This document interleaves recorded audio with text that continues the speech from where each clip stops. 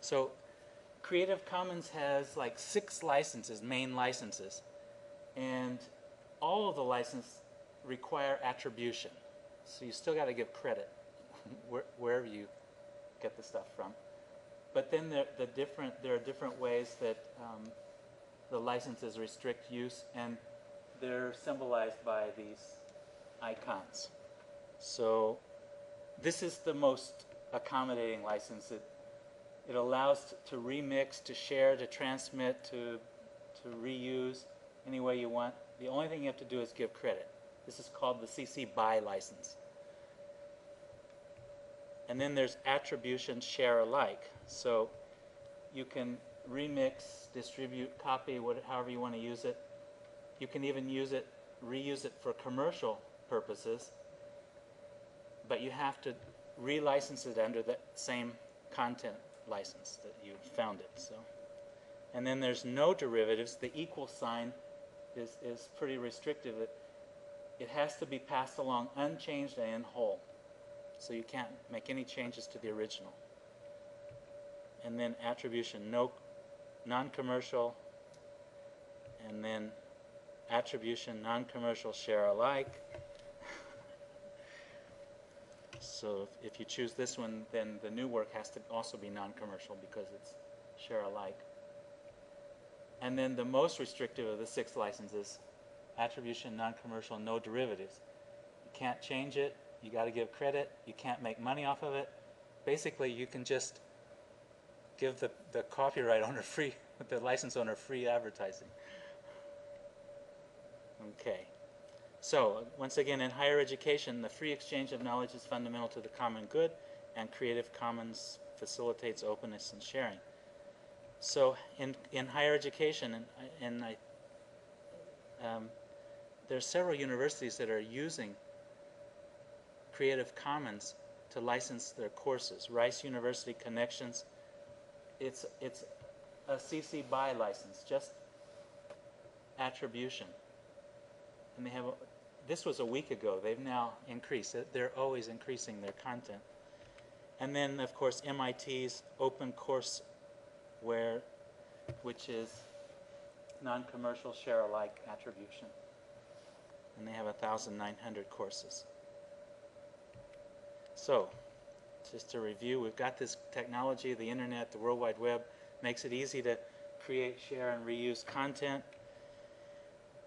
And the CC license, the Creative Commons license, follows the content, so it makes it easier to you know exactly what you can do with the original, and you don't have to spend the time asking for permission. And so Creative Commons puts power into the hands of the content owner. Okay. So now a scenario for how this might work. Say there's an instructor who's compiling a course pack on municipal corruption. So anything she's authored, that's her personal stuff, letters or contracts or articles, she can use because she's the copyright owner, right? If she goes to the web, anything she finds that's in the public domain she could use. But if she finds copyrighted material, then she has to request permission. So to avoid weeks of waiting for permission, she decides to use Creative Commons licensed web content. And she decides to focus on political cartoons, and because she's using a Creative Commons license, she can share whatever she creates with other faculty. And she can create an assignment where the students are to find and update a Creative Commons cartoon. And then she could create a website to post the student-created cartoons with the same Creative Commons license for others to use and share. So you can see how this snowballs, that it creates a more open.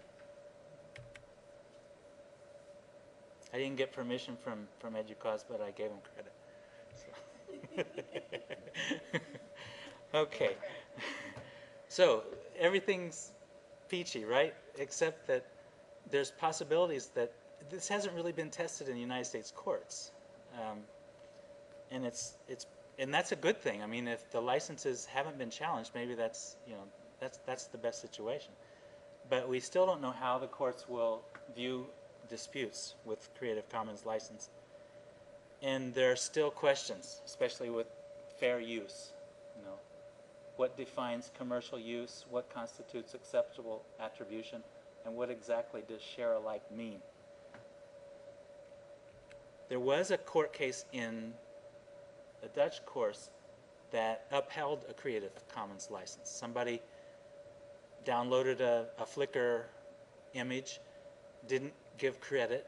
The Creative Commons license said there had to be attribution, and the owner of the photo won in the court. You know? So that's kind of a hopeful sign.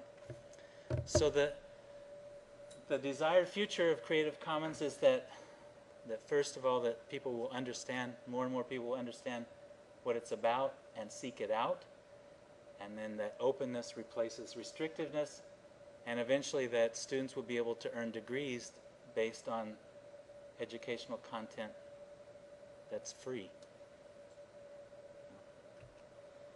So in terms of teaching, you save time seeking permission, and the Creative Commons encourages faculty to use new content and expands the acceptable pool of safe content. So, how do you license your work? There's two. It depends on whether it's a non-web source like this, or a web resource, a digital resource. If it's digital, there's a way that you can be walked through to get to an HTML code that you just copy paste into your web page. If it's non-digital, then there's a text that you can copy and paste. I did that on the bottom of this sheet. I copyrighted, or I licensed, CC licensed this Madlib CC template, and this. Okay. So when you go to the creativecommons.org site, there are two links, major links, find and license. If you click on the license link, then it takes you to this walkthrough. You know, do you want to allow commercial use of your work? And I said, no. Allow modifications of your work? I said, yes. And I selected the jurisdiction as the United States. And then it asks you for metadata. And metadata is just a fancy word for describing what kind of work you're licensing. You know? And so I said I'm licensing text, and the title of it is Madlib CC template, and give the attribution to me. So, and then when you finish making those choices, it says here's the license you've chosen.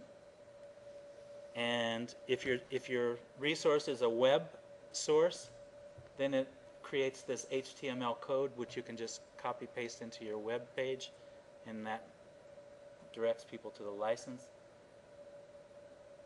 Or if it's an offline work, there's a link here to get to this text that I copied onto the bottom of the page. And then there's a link here to see how the license would look.